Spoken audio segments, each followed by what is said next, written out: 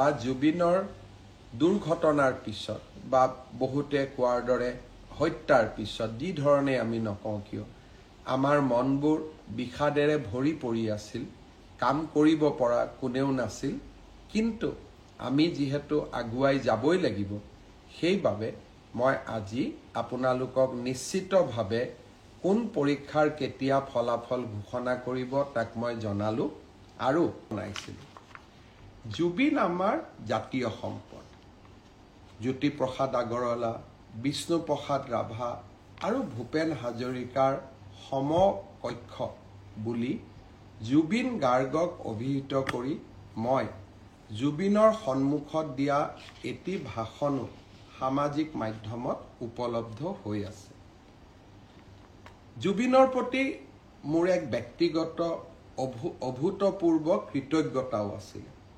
মোৰ দেউতা প্ৰয়াত কৈলাশনাথ শৰ্মাৰ গীতৰ সংকলন জুবিনে অতি মৰমেৰে ৰুণজুণ নামৰ কেছেটটোৰ জৰিয়তে বাণীবদ্ধ আৰু ভিডিঅ' কৰি মোক উপহাৰ দিছিলে আৰু সেই গানকেইটাই যথেষ্ট সমাদৰ লাভ কৰিছিল। এজন পুত্ৰ হিচাপে তাতকৈ গৌৰৱৰ কথা একোৱেই নাছিল আৰু সেয়েহে জুবিনে য'তেই যেনেকৈ ক'ৰবাত আমি যদি কেতিয়াবা জুবিনৰ যাত্ৰাৰ সংগী হ'বলৈ সুবিধা পাইছিলোঁ, তাক কেতিয়াও মই হাতৰ পৰা ওলাই যাব দিয়া নাছিলোঁ। আজি ক'ভিডৰ সময়ত মুম্বাইৰ পৰা জুবিনক উভতাই অনা, ডিব্ৰুগড়ৰ পৰা বিশেষ বিমানেৰে নতুন দিল্লীত গ্ৰীণ কৰিডৰ বনাই জুবিনৰ চিকিৎসাৰ ব্যৱস্থা কৰা, জীৱনৰ কেইবাটাও গুৰুত্বপূৰ্ণ অধ্যায়ৰ মই সাক্ষী হৈ থকাৰ সুযোগ পাইছিলোঁ। মোৰ একো কণ্ট্ৰিবিউশ্যন নাছিলে, কিন্তু মই সাক্ষী হৈ থাকিব পাৰিছিলোঁ। সেয়েহে কোনো এজন জুবিন অনুৰাগীতকৈ মই নিজকে কম অনুৰাগী বুলি নাভাবোঁ আৰু বেছি বুলিও নাভাবোঁ, কাৰণ আমি সকলোৱে জুবিনক ভাল পোৱাৰ অধিকাৰ আছে আৰু অধিকাৰ থাকিব। জুবিনক আমি গীত মাত আৰু সংস্কৃতিৰ মাজেৰে আমি সকলো গৌৰৱী অসমীয়াই আমি জীয়াই ৰাখিম। জুবিনৰ ঘটনাৰ ন্যায় লাগে। ৰাইজৰ দৃষ্টিত আৰু বিভিন্ন পুলিচৰ হাতত অহা নথি পত্ৰৰ দৃষ্টিভংগীৰ পৰা শ্যামকানু মহন্ত, সিদ্ধাৰ্থ শৰ্মা আৰু কেইবাজনকো আমি বহুত কথা সুধিব লাগিব। আইনে আইনৰ ৰাস্তা ল'ব। মই আজিৰ এই ফেচবুক লাইভৰ জৰিয়তে শ্যামকানু মহন্ত আৰু সিদ্ধাৰ্থ শৰ্মাক ক'ব বিচাৰোঁ যে আপোনালোকে জনতাৰ ধৈৰ্যৰ সৈতে খেলিবৰ বাবে চেষ্টা নকৰিব। 6 অক্টোবৰ তাৰিখে আমি আপোনালোকক অসমত বিচাৰিছোঁ।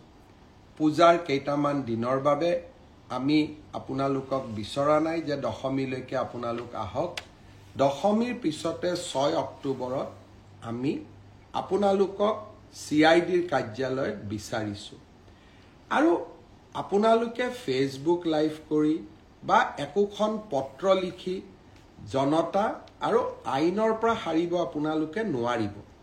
আপোনালোকে যদি সঁচাকৈ আপোনালোক নিৰ্দোষী, সাহসেৰে আহক, CIDৰ কাৰ্যালয়লৈ আহক, আপোনালোকে নিজৰ কথা কওক আৰু যদি আপোনালোকে কথা ক'ব CIDক নোখোজে, আদালতৰ ওচৰত গৈ কওক। কিন্তু ৰাইজৰ ক্ষোভৰ সৈতে, যি ক্ষোভ এতিয়া অগণিত পৰিণত হৈছে, ক্ষোভৰ সৈতে আপোনালোকে খেলা নকৰিব। মই অসমৰ মুখ্যমন্ত্ৰী হিচাপে আপোনালোকক স্পষ্ট সকিয়নি দিব খুজিছোঁ যে অহা 6 অক্টোবৰৰ তাৰিখৰ দিনা আপোনালোকে নিশ্চিতভাৱে গুৱাহাটীলৈ আহি আপোনালোকে আপোনালোকৰ মন্তব্য, আপোনালোকৰ বক্তব্য আগবঢ়াওক। আইনে আইনৰ মাজেৰে গতি কৰিব। আৰু এটা কথা মই সকলোকে স্পষ্ট কৰি দিব খুজিছোঁ, কোভিডৰ সময়তো মই অসমবাসী জনসাধাৰণক এৰা নাছিলোঁ।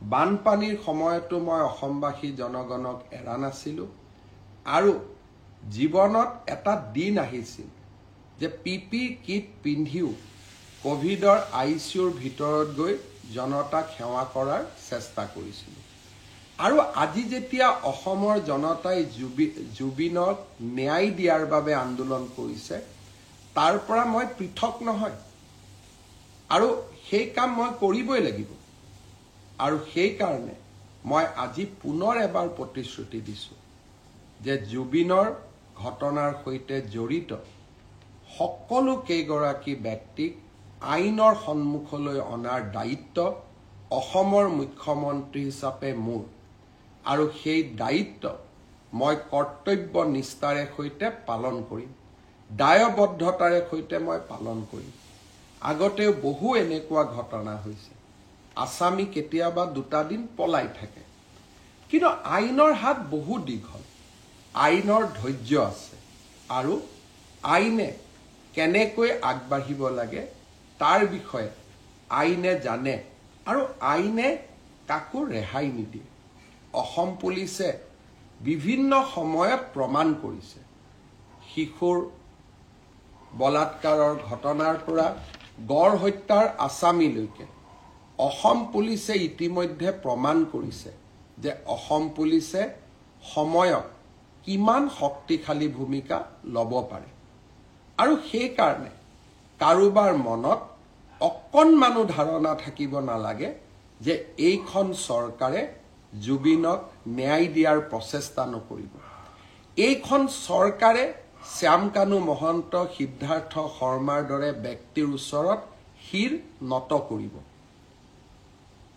এইখন চৰকাৰে অসমৰ ৰাইজৰ ওচৰত শিৰ নত কৰিব সিদ্ধাৰ্থ শৰ্মা আৰু শ্যামকানু মহন্তৰ ওচৰত শিৰ নত নকৰে আৰু সেইবাবে মই সিদ্ধাৰ্থ শৰ্মা আৰু শ্যামকানু মহন্তক কম যে ঘটনা প্ৰবাহ বহু দূৰলৈ যাব নিদিব আইনৰ কোনোবাই যদি ভাবিব পাৰে যে আমি আদালতত যাম এন্টিচিপেটৰী বেইল ল'ম ইণ্টাৰিম বেইল ল'ম এই প্ৰচেষ্টাবিলাক কৰা উচিত নহয় কাৰণ জুবিন এগৰাকী জাতীয় সম্পদ জুবিনৰ হত্যাৰ প্ৰতিটো মুহূৰ্তৰ ঘটনা তন্ন কৰি ৰাইজৰ আগত আপোনালোকে ক'ব লাগিব আৰু মই ভাবোঁ এই কাম আপোনালোকে কৰিব আৰু আপোনালোকক কোনো ক্ষেত্ৰতে আইনৰ বাহিৰত গৈ শাস্তি দিয়া নহয় আইনে আপোনালোকক দোষী হ'লে শাস্তি দিব দোষী নহ'লে আপোনালোকক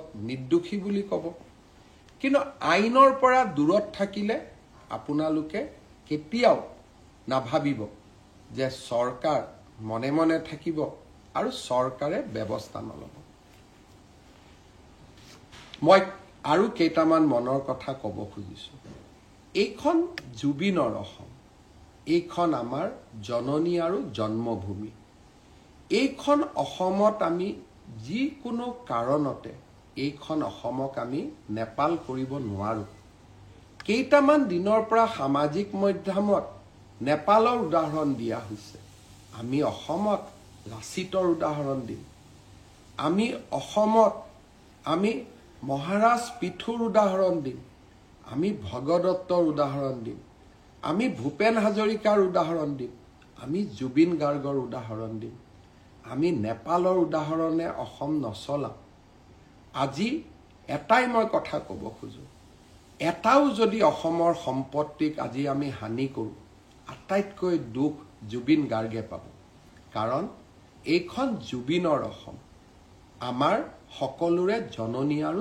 জন্মভূমি আজি কেইগৰাকীমান ব্যক্তিয়ে জুবিনৰ ন্যায় বিচাৰি ৰাস্তাত আন্দোলন কৰিছে পুলিচে তেওঁলোকক গ্ৰেপ্তাৰ কৰিছে আৰু মানুহে সুধিছে তেওঁলোকক কিয় গ্ৰেপ্তাৰ কৰা হ'ল এজন ব্যক্তিৰ নাম অজয় ফুকন জুবিন গাৰ্গে নিজে এই ব্যক্তিজনৰ বিষয়ে কৈ যোৱা কথাকেইটা আপোনালোকে শুনিব জুবিনে জীৱনকালত কৈ গৈছিল যে এই ব্যক্তিজনৰ জৰিয়তে মোৰ লগত কোনেও সম্পৰ্ক নকৰিব মই জুবিনে দিয়া টুইটটো মই পঢ়ি দিব খোজা নাই জুবিনৰ ভিডিঅ'টো সামাজিক মাধ্যমত উপলব্ধ থাকিব আৰু এইগৰাকী ব্যক্তিয়ে কংগ্ৰেছ দলৰ যোৱা চাবুৱা বিধানসভা সমষ্টিৰ প্ৰাৰ্থী আছিল।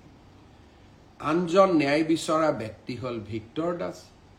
এগৰাকী সহজ সৰল ছোৱালী কেনেকৈ গুৰুল কৰি এই ব্যক্তিজনে পিটিছিলে তাৰ প্ৰতিচ্ছবি এতিয়াও আমাৰ সন্মুখত পৰা আঁতৰি যোৱা নাই। যিদিনাখন এই ব্যক্তিজনে ছোৱালীজনীক গুৰুল কৰি মাৰিছিলে, মই ভাবোঁ সিদিনাখন জুবিনেও কান্দিছিলে আৰু জুবিনেও এই ব্যক্তিজনৰ বিৰুদ্ধে ন্যায় বিচাৰিছিলে। অসমবাসী ৰাইজক মই বিনম্ৰতাৰে সৈতে ক'ব খোজো, জুবিনৰ নামত চৰকাৰ বিৰোধী ৰাজনীতি হ'ব নোৱাৰে। জুবিনৰ নামত আমি অসমখনক নেপাল কৰিব দিব নোৱাৰোঁ আৰু জুবিনৰ আত্মাক শান্তি দিবৰ বাবে আমি এই অসমখনক সুফলা কৰি আমি নিৰ্মাণ কৰিব লাগিব। এইখন অসমক আমি ভাৰতৰ শ্ৰেষ্ঠতম ৰাজ্য কৰিব লাগিব।